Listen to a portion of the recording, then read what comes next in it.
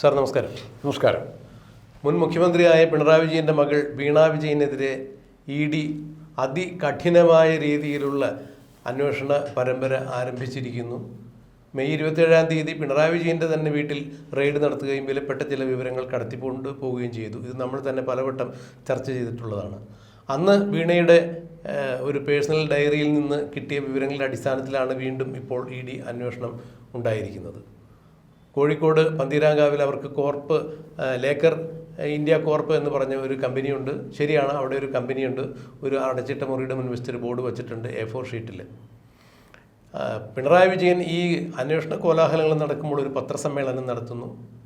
ഇത്തരം ഒരുപാട് കാര്യങ്ങൾ ഞാൻ നേരത്തെ കണ്ടതാണ്. 1996 തെരഞ്ഞെടുപ്പ് നടക്കുന്ന സമയം, തെരഞ്ഞെടുപ്പിന് മുമ്പായിക്കൊണ്ട് എന്നെ വന്ന് ചിലർ കണ്ടിട്ടുണ്ടായിരുന്നു.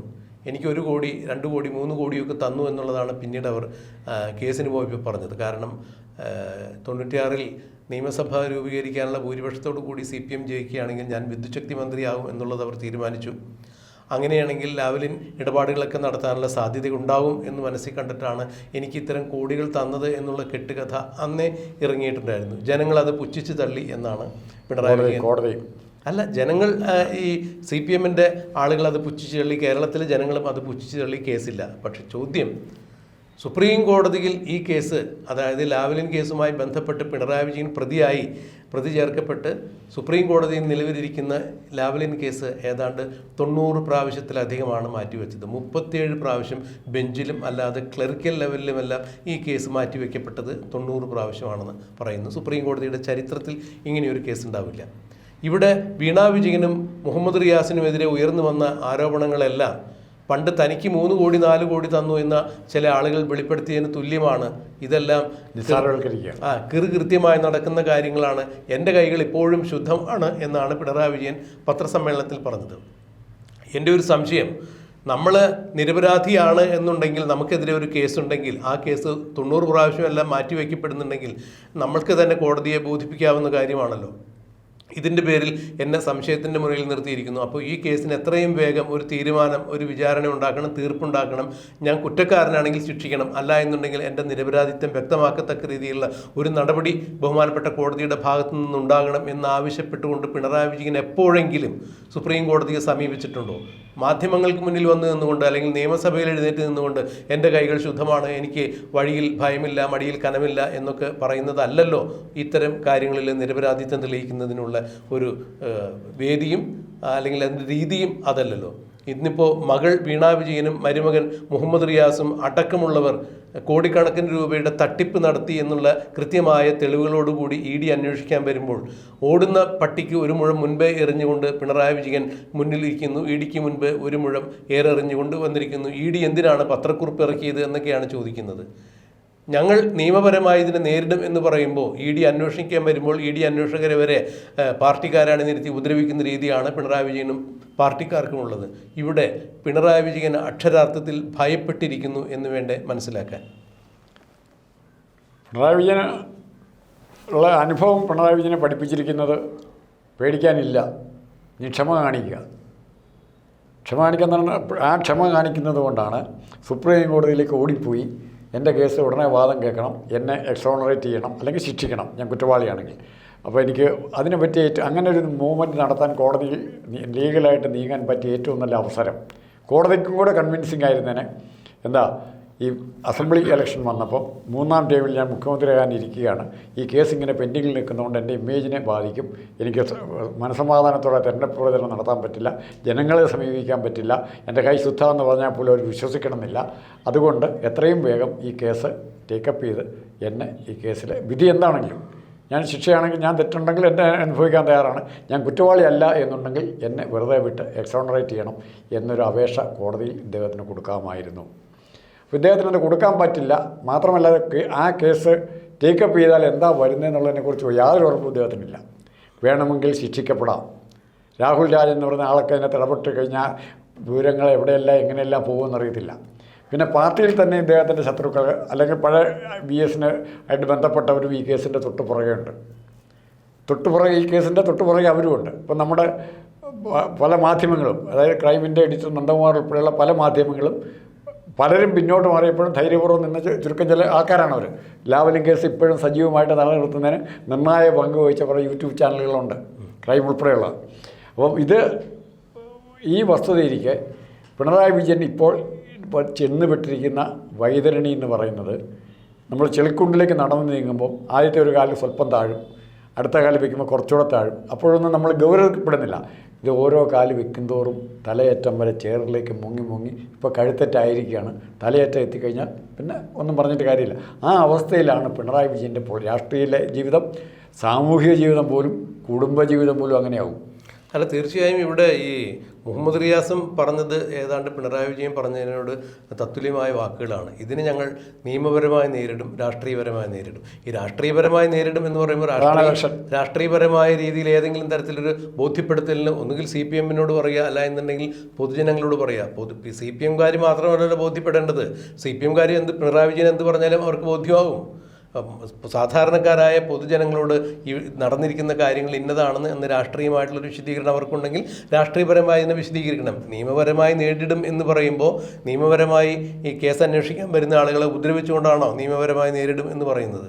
തീർച്ചയായും പിണറായി വിജയൻ്റെ വീടിന് മുന്നിൽ നടന്ന അക്രമങ്ങളൊന്നും പിന്നീടൊന്നും EDയുടെ അന്വേഷണവുമായി ബന്ധപ്പെട്ട് ആരും എവിടെയും ഉണ്ടാക്കിയില്ല. അത്തരം കോലാഹലങ്ങൾ പിന്നീട് എവിടെയും കണ്ടില്ല. ഇപ്പോൾ പിണറായി വിജയൻ തന്നെ നേരിട്ട് പത്രസമ്മേളനം നടത്തേണ്ട ഗതികേടിലേക്ക് കാര്യങ്ങൾ മാറി. കാരണം പിണറായി വിജയനെ ന്യായീകരിച്ചുകൊണ്ടോ വീണയെ ന്യായീകരിച്ചുകൊണ്ടോ മുഹമ്മദ് റിയാസിനെതിരെ ഉണ്ടായിരിക്കുന്ന അന്വേഷണത്തെ പ്രതിരോധിക്കുവാനോ ആയി യാതൊരു തരത്തിലുള്ള നേതാക്കന്മാരും വരുന്നില്ല. പേരിന് കോഴിക്കോട് ഒരു പ്രകടനം നടന്നു എന്നുള്ളത് ശരിയാണ്. അതിനപ്പുറത്തേക്ക് ഈ വിഷയവുമായി ബന്ധപ്പെട്ട് പ്രതികരിക്കാൻ ഒരാളും തന്നെ വരുന്നില്ല. ഇന്നലെ മാധ്യമ പ്രവർത്തകർ കണ്ടപ്പോൾ VD സതീശൻ മുഖ്യമന്ത്രി പറഞ്ഞത് പണം വാങ്ങിയവർ ആ കാര്യങ്ങളൊക്കെ വ്യക്തമാക്കട്ടെ, ഞാൻ അതിനെക്കുറിച്ച് ഇപ്പോൾ അഭിപ്രായം പറയുന്നില്ല എന്നാണ് EDയുടെ അന്വേഷണവുമായി ബന്ധപ്പെട്ട് മാധ്യമ പ്രവർത്തകരുടെ ചോദ്യത്തിന് മറുപടി നൽകിയത്. അതിൻ്റെ കൃത്യമായ സന്ദേശം അതിലുള്ളത്. എന്തുകൊണ്ടാണ് CPM മറുപടി പറയാത്തത്? ഇപ്പോൾ CPM പറഞ്ഞിരുന്നത് പിണറായി വിജയനെ തകർക്കുന്നതിന് വേണ്ടിയാണ് ED ഉപയോഗിച്ചുകൊണ്ട് കേന്ദ്ര സർക്കാർ ഇത്തരത്തിലുള്ള നാടകം കളിക്കുന്നത് എന്നാണ് പറയുന്നത്. അങ്ങനെയെങ്കിൽ ഈ വിഷയത്തിൽ എന്തുകൊണ്ട് ഓരോരോ തെളിവുകളടക്കം പുറത്തു വന്നുകൊണ്ടിരിക്കുന്ന ലേക്കർ ഇന്ത്യ കോർപ്പ് എന്ന കമ്പനി കടലാസ് കമ്പനി മാത്രമാണെന്ന്, അതിൻ്റെ മറവിലാണ് ആദ്യം തട്ടിപ്പ്, രണ്ടാമത് തട്ടിപ്പിന് വഴിയൊരുക്കിയെന്നും, ആദ്യം എക്സാലോജിക്ക് AKG സെൻറ്ററിന് അഡ്രസ്സ് കൊടുത്ത് നടത്തി, അവിടെ തട്ടിപ്പ് നടത്തി, പിന്നീട് അത് നിർത്തലാക്കി, വീണ്ടും ലേക്കർ ഇന്ത്യ കോർപ്പ് എന്ന കമ്പനി തുടങ്ങി. ഇതൊക്കെ അരിയാഹാരം കഴിക്കുന്ന ആളുകളെ സംബന്ധിച്ചിടത്തോളം മനസ്സിലാക്കാൻ വലിയ ബുദ്ധിമുട്ടില്ല. ഇത് എന്തായാലും CPM തിരിച്ചറിഞ്ഞിരിക്കുന്നു. അതുകൊണ്ട് തന്നെയാണ് അവർ ഒരു കാരണവശാലും ഇതിനെ ന്യായീകരിക്കുവാൻ വേണ്ടി മുന്നോട്ട് വരാത്ത. ഇന്നലെ LDFൻ്റെ പ്രധാന ഘടക CPIയിലെ സംസ്ഥാന ജനറൽ സെക്രട്ടറി ബിനോയ് വിശ്വം തള്ളിപ്പറഞ്ഞിരിക്കുന്നു.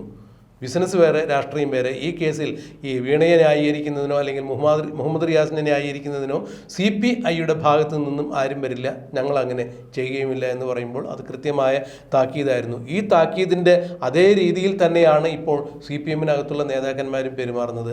ആരും എന്ന് മിണ്ടിക്കൊടുക്കുന്നില്ല. ആ ഒരു അവസരത്തിൽ പിണറായി വിജയന് തന്നെ പത്രസമ്മേളനം നടത്തേണ്ടി വന്നു എന്ന് വേണ്ട മനസ്സിലാക്കാൻ. അല്ല, ബിനോയ് വിശ്വത്തെ പോലെ ഒരാൾ, മറ്റേ ഒരു സാത്വികൻ വേണേൽ പറയാം, അത്ര അല്ലെങ്കിൽ പോലും.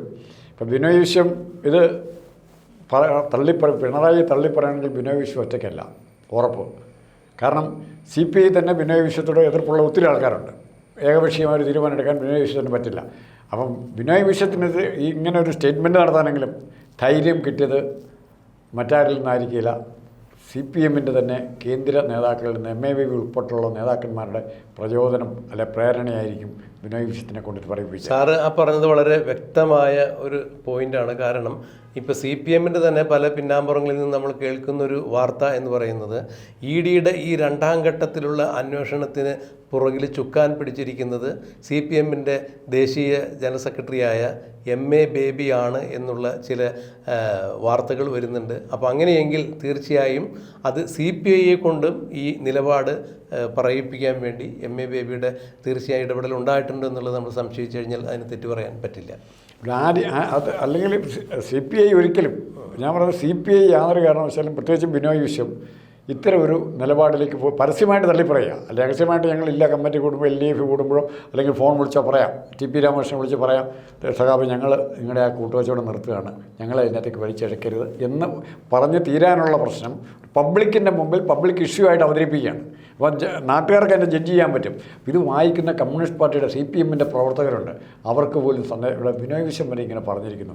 ഇനി പിണറായി വിജയൻ പറയുന്നത് ശരിയാണോ? അങ്ങനെ പച്ചക്കള്ളം തന്നെയല്ലേ വീണ്ടും വീണ്ടും പറഞ്ഞുകൊണ്ടിരിക്കുന്നത്? അങ്ങേരുടെ പുറകിൽ PP ദിവ്യെ പോലുള്ളവർ മാത്രമല്ലേ ഉള്ളൂ, വേറെ ആരാണുള്ളത്? ആൾ പറഞ്ഞുകൊണ്ട് അങ്ങനെ കൊള്ളാവുന്നവരില്ലാതെ വന്നുകൊണ്ടല്ലേ ശ്യാമളെ അവിടെ നിർത്തേണ്ടി വന്നത്? ഇങ്ങനെ പല ചോദ്യങ്ങളിലേക്ക് വരികയാണ്. അല്ല, PP ദിവ്യം ഇപ്പോൾ പിണറായിയുടെ കൂടെ ഉണ്ടെന്ന് ഉറപ്പിച്ച് പറയാൻ പറ്റത്തില്ല. ഇപ്പോൾ ഉണ്ട്. കാരണം ഇപ്പോൾ ആ കേസുള്ളിടത്തോളം കാലം അതിൻ്റെ വിവരങ്ങൾ മുഴുവൻ പിണറായി വിജയൻ അറിയാവുന്നിടത്തോളം കാലം PP ദിവ്യയ്ക്ക് വേറെ മാർഗ്ഗമില്ല. അതുകൊണ്ടാണ് ഒരു ബ്ലാക്ക് മെയിലിംഗ്.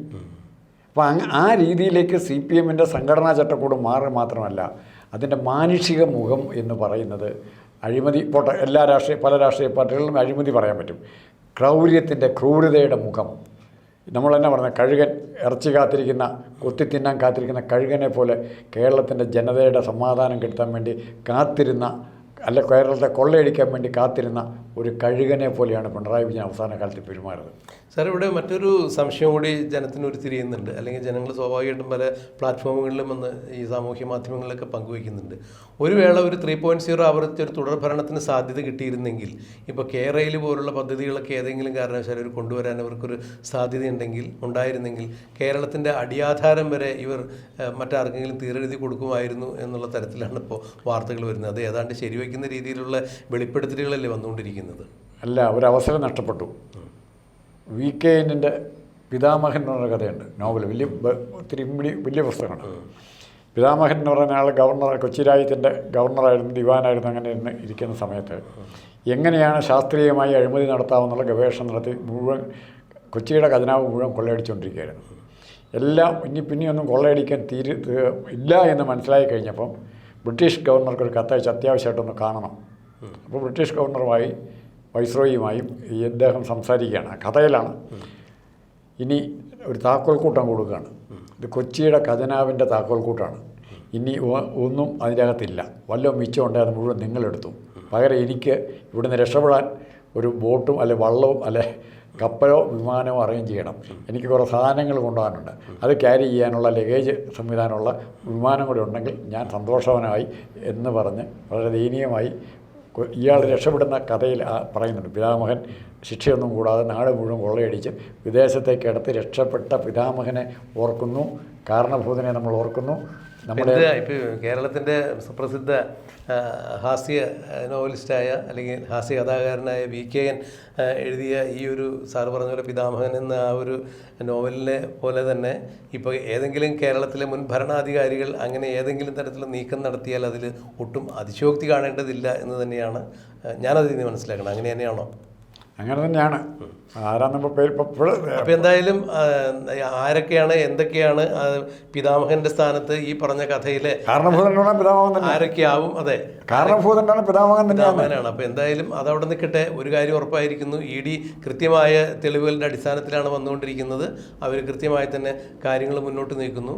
ഒരു കാര്യം വ്യക്തമായിരിക്കുന്നു, ഈ കേരളത്തിൽ അവശേഷിച്ചിരിക്കുന്ന കമ്മ്യൂണിസ്റ്റുകാരെ ഇനി തടുത്തുകൂട്ടി, അല്ലെങ്കിൽ യഥാർത്ഥ കമ്മ്യൂണിസ്റ്റുകാർ ആരെങ്കിലും അവശേഷിക്കുന്നുണ്ടെങ്കിൽ അവരെ തടുത്തുകൂട്ടി പാർട്ടി ഇനി മുന്നോട്ട് കൊണ്ടുപോകുന്നതിന് വേണ്ടി ആ താല്പര്യം മുൻനിർത്തിക്കൊണ്ട് MA ബേബി തന്നെയാണ് ഇത്തരത്തിലൊരു കരിനീക്കം നടത്തിയിരിക്കുന്നത് എന്നുള്ളതിന് കൂടുതൽ ആക്കം പകരുന്ന വാർത്തകൾ പുറത്തു വരുമ്പോൾ ഈ സാഹചര്യത്തിൽ പിണറായി വിജയനെ ന്യായീകരിക്കാൻ ആരും വരാത്ത സാഹചര്യത്തിൽ പിണറായി വിജയൻ തന്നെ നേരിട്ട് വന്നൊരു പത്രസമ്മേളനം നടത്തേണ്ട ഒരു അവസ്ഥ വന്നിരിക്കുന്നു. എന്തായാലും രാജ്മോഹൻ സാർ ചൂണ്ടിക്കാണിച്ച പോലെ പിതാമഹൻ്റെ ദാരുണാന്ത്യം കേരളത്തിൽ ഏതെങ്കിലും പിതാവിനുണ്ടാകുമോ, ഏതെങ്കിലും മുൻ മുഖ്യമന്ത്രിക്കുണ്ടാകുമോ എന്നുള്ളത് നമുക്ക് കണ്ടറിയാം, കാത്തിരിക്കാം.